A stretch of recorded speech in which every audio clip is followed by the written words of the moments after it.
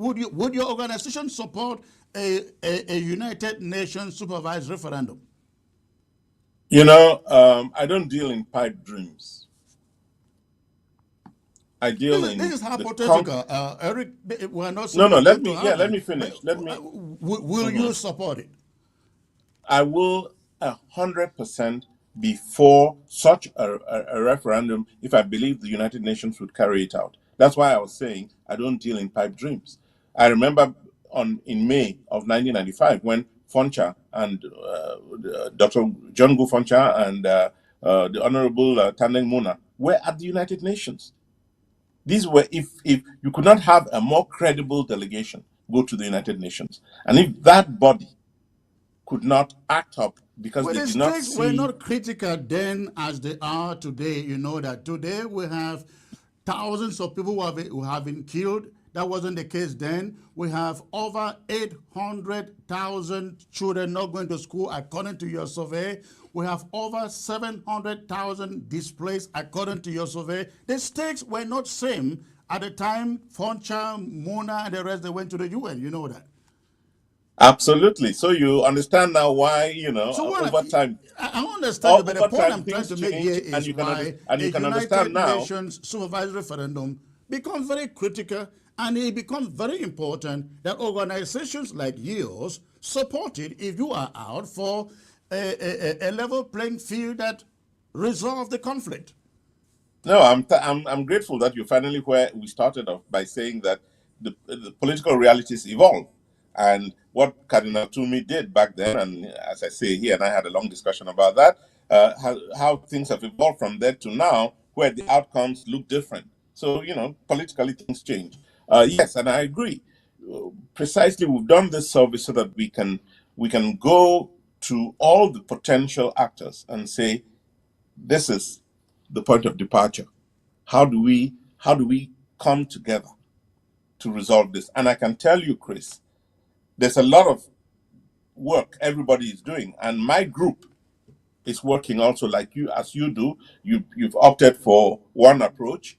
My approach is to be scientific about it, to be analytical about it, and to take into account how the world works, how things happen on God's good earth. It is, if the United Nations saw a reason, if America and the British and the French, especially the members of the Security Council, found a reason, they had a reason to intervene in Cameroon, they would have.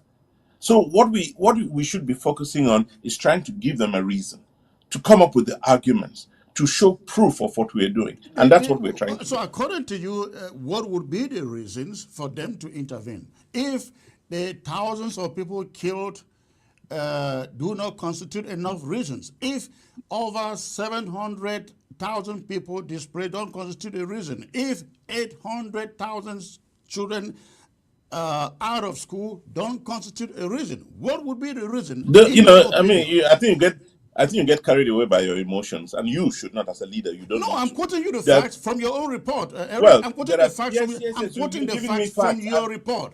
800,000, according to your report, children are at home, not going to school. Over 760,000 internally displaced, according to your report. Then you have over 4,000, which we don't agree to that record, killed, according to your own report.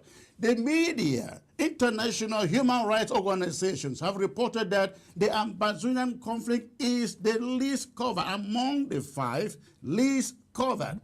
So, but you say the United Nations doesn't see reason. What, in your opinion, would cause the United Nations to see reason if these are not enough? That's why I keep saying, Chris, just take a dispassionate approach to this.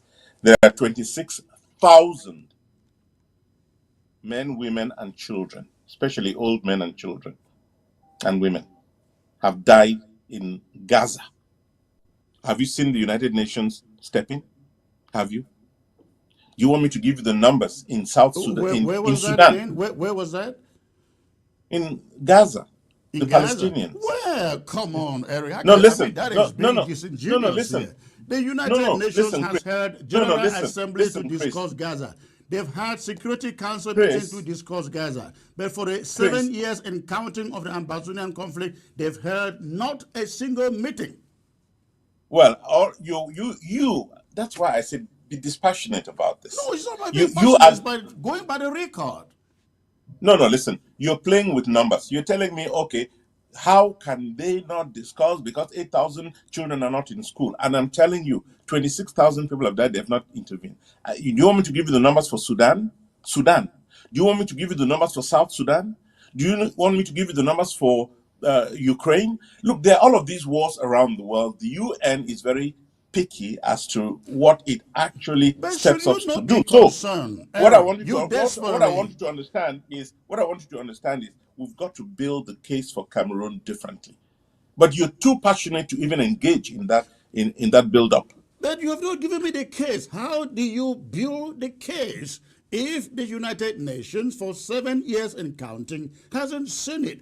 What differently do you bring to the table?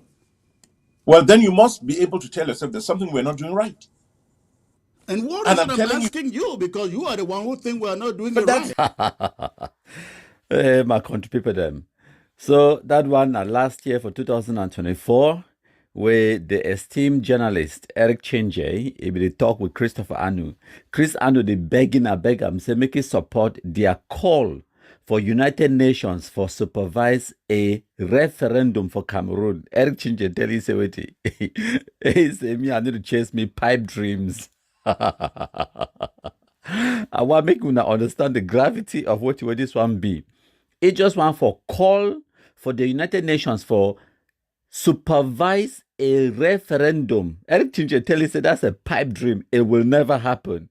And then let alone for the United Nations for recognize a sovereign state of so-called Ambazonia. Then you imagine the gravity of never, ever, ever going to happen where that situation it be. And all of these fools, they understand the so-called Ambazonians, them, the Christopher Anu, the wicked people for diaspora, the Sako Ekome them, Ngong Emmanuel, Capo Daniel them, Cho Lucas Yabah, way there for prison for Norway, and all of them, they understand. And now why that way, when I go here, Chris Anu don't explain it for when I say for 1995, where Estimuna Jongo Foncha them, they be go for United Nations, say they want to go open the decolonization file. The United Nations, enough of it pay attention to them. So they now see I'm say they get to sacrifice their people. They get to kill a few thousand of Anglophones them in order for force the United Nations now for draw their attention to what really happened for Cameroon. When I hear now yourself talk, at the same time, these wicked people they can't tell and say President Paul Biya will declare war. President Paul Biya will declare war for do Anglophones them a favor for internationalize the struggle as they call them. Because all these things, all this mafia, all this death, and one of the reasons that way, whenever they kill people them in the Anglophone zone, you will hear some people that can't say, people are dying. Listen, it is by design. It is not by coincidence. It is not by mistake. No mean say some natural disaster happen like the Lake Nyos disaster, and then people they die away with the cry. No. Anglophones, they talk say they want to make their territory ungovernable. They talk say they want to shed blood for gain their independence. They knew from day one. Say United Nations no get no attention for Cameroon and it no go ever come.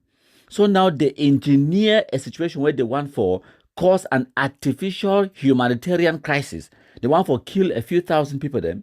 I mean, Chris Anu don't talk bold, even for this video, it talk And then for the other video, where it talks that we have to put our money together to devastate Kumba, devastate Limbe, devastate Bamenda. It talk So no one are surprised. Anglophones them, when I see Anglophones they die, no be mistake. Now by design, this is what Anglophones wanted. They desperately want to draw in the international attention, and they cannot steal. And now, why that way, Eric Chinje, they tell them, say, when they talk about, say, people they die for Cameroon, you know what will happen for South Sudan? What about Sudan? What about Palestine, the Gaza Strip, Israel? You understand? They try to educate them. But now say, as Eric Chinje is talk and say they be too emotional. Now people they need to think, they need to reason, they don't get sense, and the first wicked now bad belly people them. So they be angry and emotional and they be frustrated because they be think say When they start that, people they start die, they start kill people. Them. They go run, go for Facebook now. They go cry, genocide, genocide, genocide. Go for United Nations, go for European Union, go for these European countries, then for Norway, for Switzerland, for Canada, for America. Go cry. They said they are killing us, genocide, genocide. And then now the whole international community, as we call them, they will come now for can't separate the fight. Now they are only calculation that they don't get two games, they don't get two strategies. Now the only strategy that way they be ever get them. That's it. That's all. And then now, as when they hear on assessment, everything they tell and say, even for go ask the United Nations, maybe they can't supervise a referendum. That alone is a pipe dream. It no go ever happen. And then now for recognize a sovereign state inside Cameroon or say Ambazonia or whatever nonsense. Now that one, if that is not even a possibility of a dream, let alone that being a pipe dream. May we now understand a pipe dream is it no go ever happen. You understand? If we now hear when Eric Chinje and Chris Anu, the exchange, when I go hear Eric Chinje, it talk about, say, well, fantastic. Now, you find how you they bring the idea, say, things that don't change between 1995 and 2025. Because when Estimuna and Anglophone Crisis, they go for United Nations for 1995, and now for 2025, the dynamics on the ground, they don't change, and political opinions, they change over time. Why Eric Chinje, they bring that point now? Because earlier on for the discussion, Eric Chinje tell them, said they do a survey on the ground inside the Anglophone zone. And according to his survey, it talks that now 51% of Anglophones, they talk that they want complete independence, and the rest of the 49, they want some arrangement inside one Cameroon. Okay, and then Chris Anu, you point where they bring Eric Chinje for this presentation or for can ask questions them. Now for Naki for head for try for make it change that result for his survey. Say no be now only 51% they want independence because Cardinal Tumi be do your own survey for 2016 and it be been at 90-something%. Eric Chinje they try to tell them at the beginning of the presentation. Eric Chinje try to tell them say whatever Cardinal Tumi be talk or ye survey be produce them for before the killing be start. But now when the killing they go on, opinions they go change because a survey it go only capture people their opinions in that particular moment. And it will capture their opinion last year or 2 years from now. But this empty heads them, Chris Anu, they no one here. They say no, Kadanatume won't be talking at 90-something%. Everything they try to explain for them, say as time moves on, people, their desires, their opinions, and their political calculations, they also change. If not me, and why there are these kind of people, they don't go ever debate person like me because I go come for them with dates, times, and evidence. Me have to tell them, say, wait away, Kadanatumi, he survey, he be sure, it not be take into account the murder for Eso Atawe, Oliver 33 Expo, your biological brother, he go catch 3 chiefs them for Eso Atawe, he kill them. And as the separatists, as the Anglophones, they continue for the kill Anglophones, did you expect their opinions for remain the same? You expect Anglophones for continue for the clamor for secessionism when they see the secessionism as they fail to go? Explain that for you. Say, as the killing is start, they see the kidnappings and the killings, Anglophones killing Anglophones, which you yourself, you don't see them. The public executions for Guzang and all of those things, it does not make the Anglophone population want separation. So yes, over time, Anglophones are running away from separation because of the actions of the separatists. So whatever Cardinal Tumi result be there for 2016 cannot be the same for 2025. And as time goes on, the bad news for UNA said the number will keep going down and it will reduce even more. Fewer and fewer Anglophones, they will even think of separation in the next few years. And I wait that way me for summarize them, but Eric Chinje be too polite and too politically correct and too gentlemanly. You know, ever punch them with clear facts and way it be open and glaring. Say your brother be been one of the people that they carry guns on the ground, and there is empirical evidence that it don't kill innocent civilians. Them case in point, they chiefs them for Soota. The other one I wait Ayeke, no Ayeke kill Roma. Ayeke capture Roman kill am, right? With all of that infighting, and you, Chris Anu, you know the talk with Marianta, where you know the talk with Sako Ekome, where they know the talk with Ayub Tabe, where we know the talk with Cho Lucas, and now the international community where we one they can't help una, they catch una they lock am for prison, like the Kansas City 3 man gang them, like Cho Lucas inside Norway, like Eric Tato where they're all indicted for America now. Faced with that reality, you still expect say the Anglophone population they go continue for the separation when they can see with evidence that the thing don't fail, and all that plenty generals they wanna be getting for 2017-18 where Anglophones they be support them, they be thinking a good thing. But today also the generals they don't kill them, including your biological brother. They don't kill them. So faced with that reality, you still expect Anglophones them for continue the support separation in the 90s percentage. It is not possible. Make we use our common sense. And if Eric Chinje make that point, I swear to God, they not forever bring you again. Make and talk for Chris. And why that those kind of people they not go ever debate person like me, because I go for them with facts, with evidence, with the dates and the times, and I go punch them with the reality, with the truth. I know go for them they talk nice and they try for be polite or whatever, and I just can't give them facts and reality. Everything where I give them as my opinion or as my argument, it could be based in facts and reality. So you know go expect the Anglophone population for the support separatism when the evidence in front of them now say separatism it be bad for them. They can see the reality. They can see it from your infighting. They killed the so-called fighters, and the fighters they returned, they killed the Anglophone civilian population. Their economy don't be destroyed. All of those things are done by the separatists, and you expect the Anglophone population for support separatism does not make any kind of sense. You understand? And a wider way to be asked, Tibor Nagy say, is it so difficult for the international community to force Cameroon government for can't dialogue with them? What did Tibor Nagy will tell them? It will never happen. As a matter of fact, when I listen, Tibor Nagy go talk and then when I just listen to the rest of the discussion between Eric Chinje and Christopher Anu, when I go hear their frustration. Is it too difficult to oblige La République du Cameroon to meet Ambazonia on the table and let discussions begin? It will never happen. Why? If that's what we're counting on, then you will be having the same discussion in 20 years, not with me because I may be gone by then, but with somebody else. Exactly the same point. There is no country in the world that is going to say to the Republic of Cameroon, you sit down with the people of Southern Cameroons and decide on how you're going to divorce.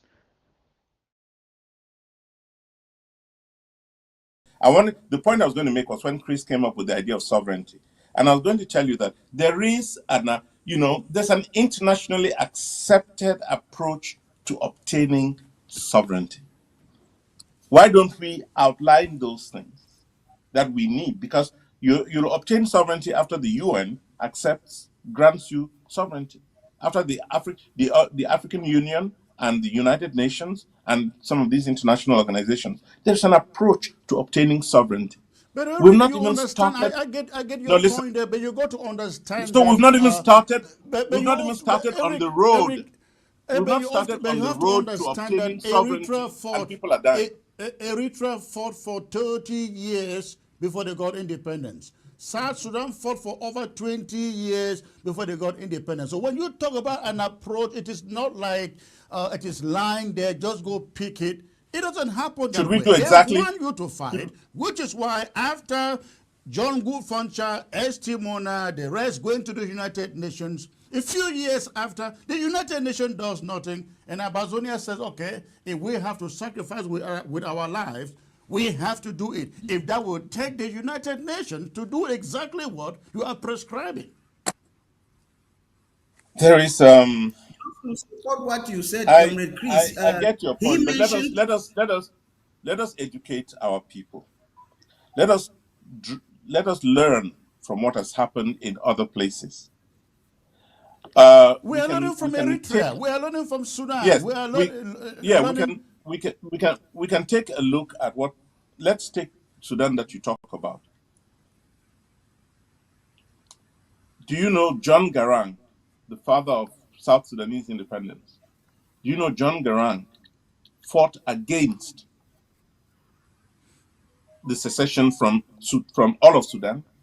John Garang he was in line to become president of Sudan and did not want the secession. So, after all those years of war, and I got this from, and you can quote me on this, I'm saying it on live television. I got this from Salva Kiir, president of South Sudan himself. We can look at Liberia, we can look at South Sudan, we can look at Eritrea, we can look at East Timor. There are examples.